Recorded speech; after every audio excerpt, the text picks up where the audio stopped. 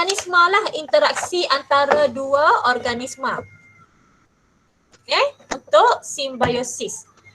Jadi simbiosis ni ada 3 tadi. 1 mutualism. Okay, 2 commensalism. 3 parasitism. Okay, kita patah balik. Okay, jadi tadi interaksi yang pertama adalah simbiosis Okey. Jadi simbiosis ni, apa maksud simbiosis? Okey, apa maksud simbiosis ni? Ia adalah apabila spesies berlainan hidup bersama dan berinteraksi antara satu sama lain. Jadi simbiosis ni ada 3 Pertama, mutualism. Mutualism ni adalah kedua-dua organisma ni mendapat keuntungan. Contoh macam kerbau dan burung gembala kerbau. Burung gembala kerbau dia akan hidup atas kerbau. Jadi apa yang dia dapat dua-dua dapat keuntungan.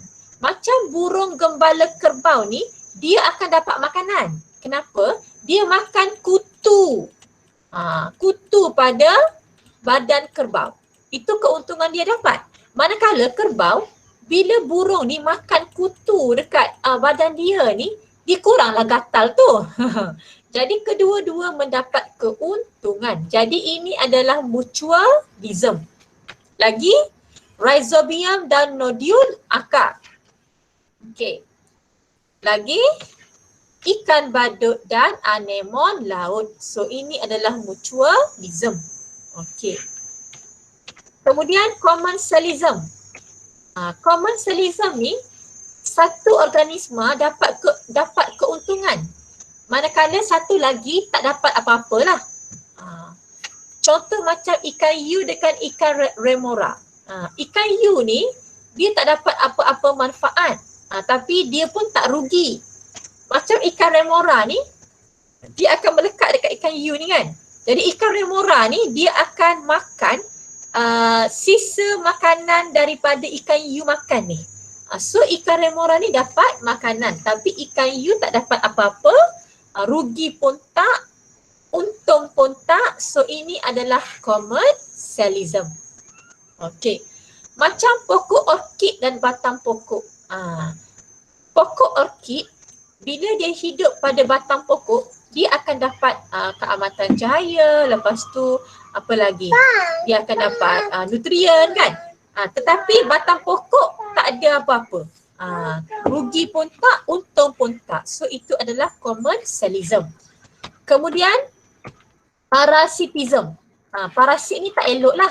Di mana satu organisma dapat untung. Satu lagi organisma tak dapat keuntungan. Tapi memudaratkan. Contoh macam manusia dengan cacing pita. Cacing pita ni dia hidup dalam usus manusia kan.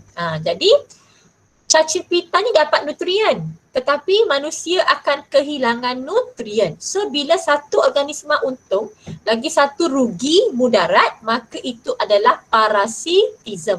Sama juga dengan kutu rambut. Kutu ni kan, besar, nampak besar tak? Di rambut kita lah ni. Dia dapat nutrien tapi kita gatal lah. Tak, macam-macam kan. Rasa sakit, gatal lah kat kepala tak? Kehilangan nutrien semua kan.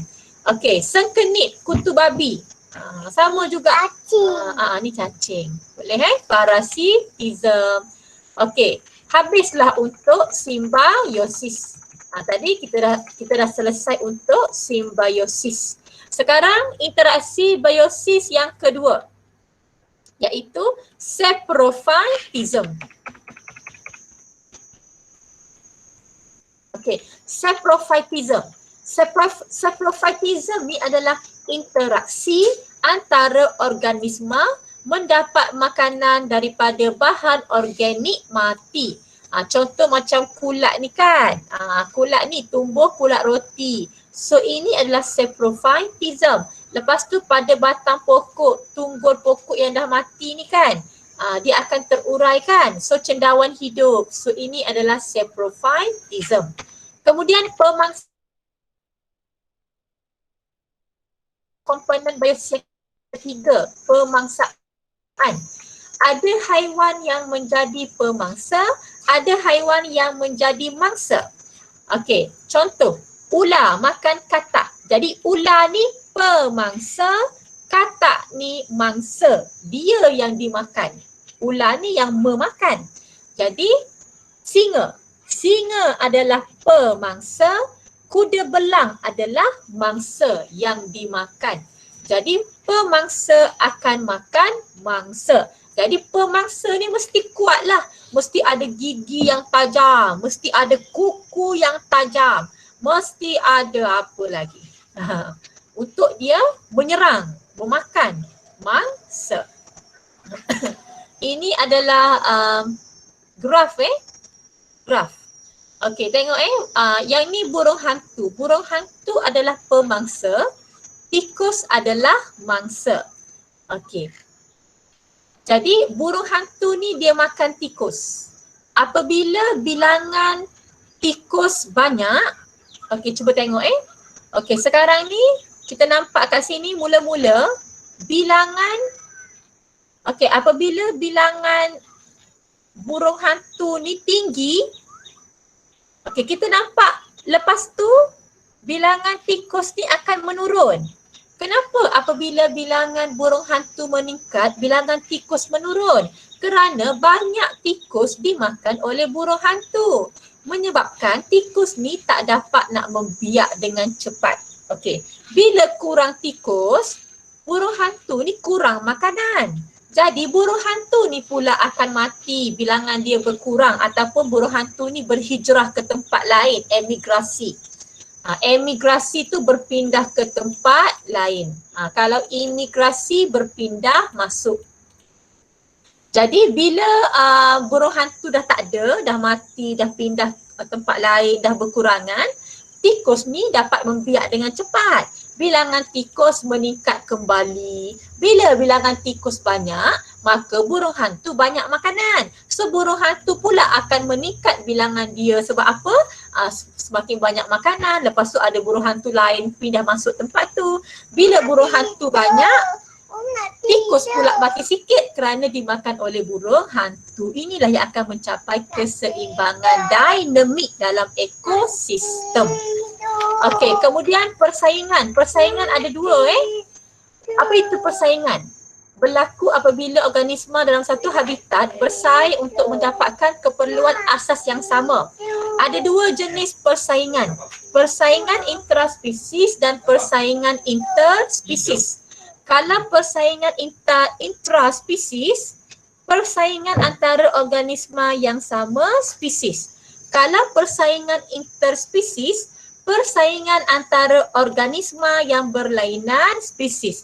Contoh, kalau antara rusa dengan rusa, kita panggil persaingan intraspesies. Tapi kalau antara pokok jagung dengan pokok padi, berlainan spesies, kita panggil interspesies.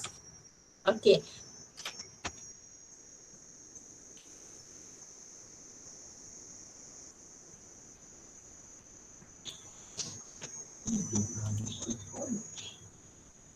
Okey, beres dah?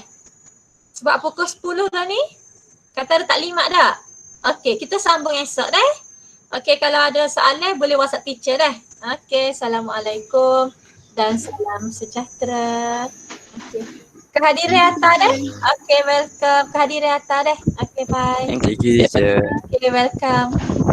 Bye. Thank you, teacher. Okey, thank you. Okey, welcome.